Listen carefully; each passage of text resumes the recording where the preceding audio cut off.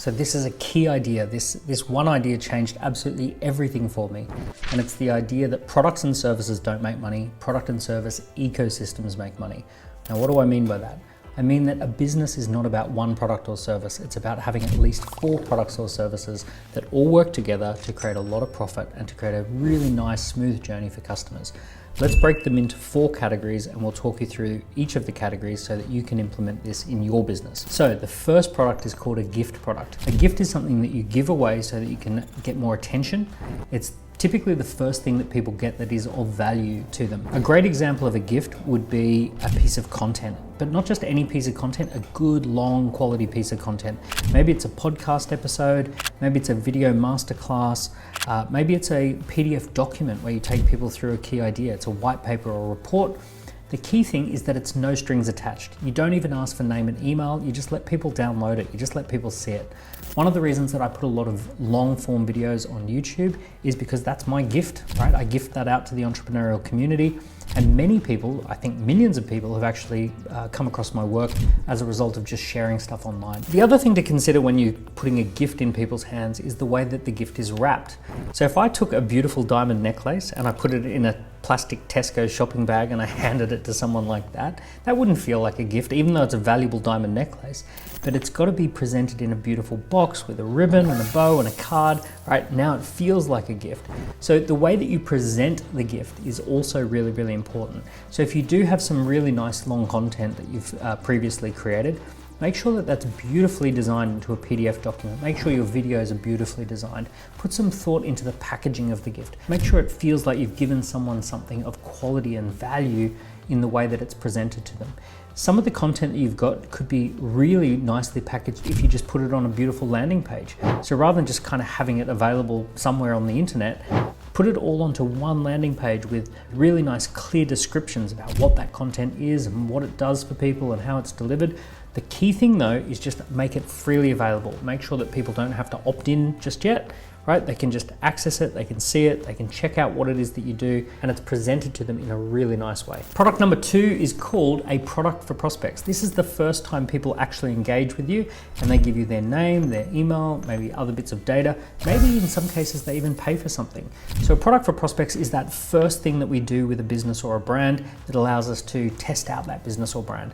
So I'll give you an example for me personally. I recently got invited by a friend to go to the Porsche driving experience. And I had no real interest in Porsche as a brand or Porsche 911 as a car.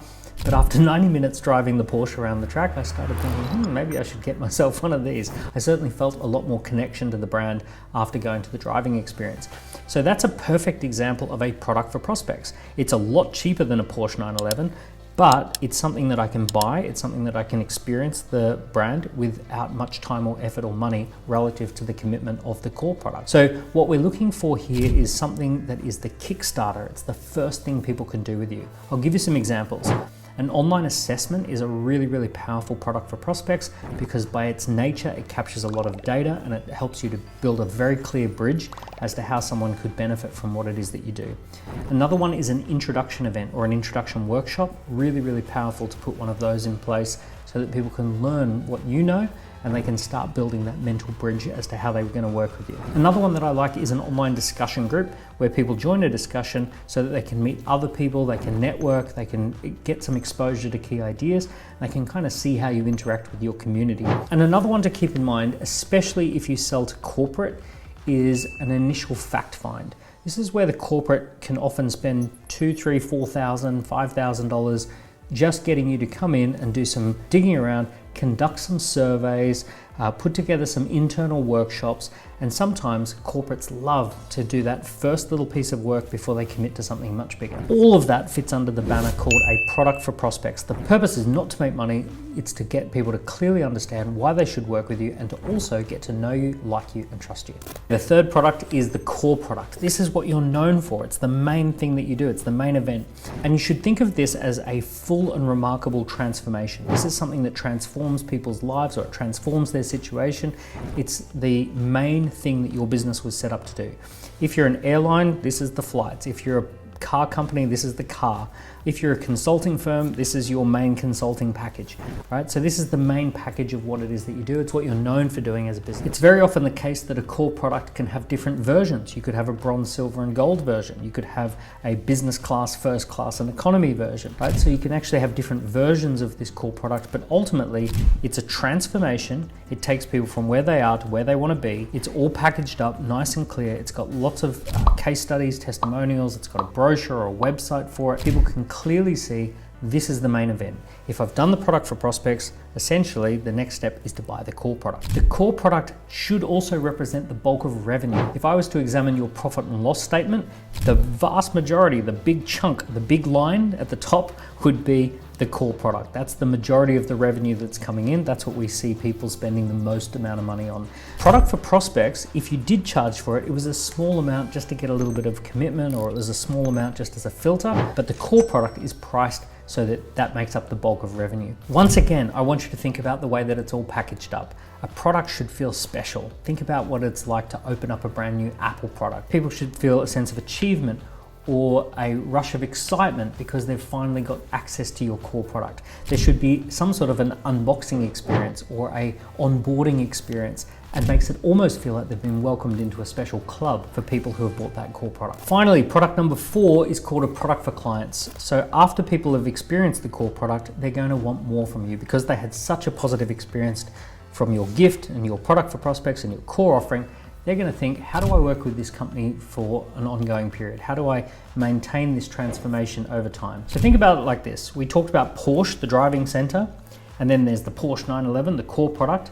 So the product for clients might be the insurance, the finance, the Porsche Club membership, special events that they might run, the servicing.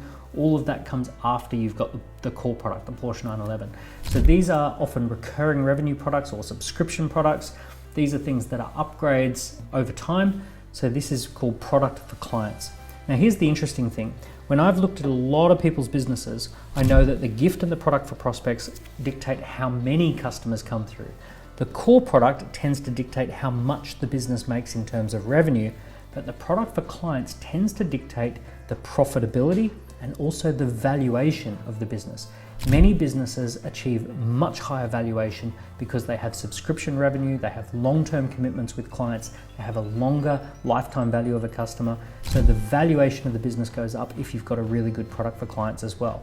The profitability often goes through the roof because you've spent all that time, energy, effort, and money winning customers and getting that first sale. Everything that happens over at the product for clients is highly profitable. Products and services don't make money, product and service ecosystems make money.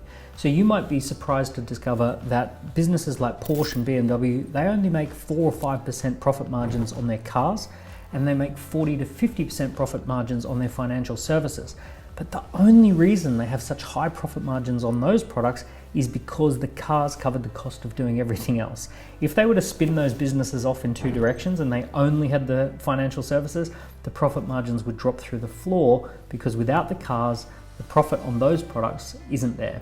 It would cost them too much money, too much time, too much effort just selling those products on their own, as opposed to ticking a few extra boxes when they're signing you up for a car. So it's the product and service ecosystem that makes a lot of money. Think about someone like Gordon Ramsay. He's a key person of influence. He has books, he has restaurants, he's got TV shows and content, all of that working together to create a profitable little mini empire, right? It's a product and service ecosystem. I want you to start thinking about yourself a bit that way. Imagine yourself being the key person of influence. You're the Eiffel Tower, and around the Eiffel Tower is the cafes and the restaurants and the galleries. It's the product and service ecosystem that's around you that's making all the revenue, all the profit, and giving you long-term valuation in your business. That's a great way to think about it. I hope you've enjoyed that video. If you have, give it a like, and also drop me a comment in the comments below about which product you're going to be working on next. If you're enjoying this content, do subscribe because I've got lots more content coming soon. I'll see you then.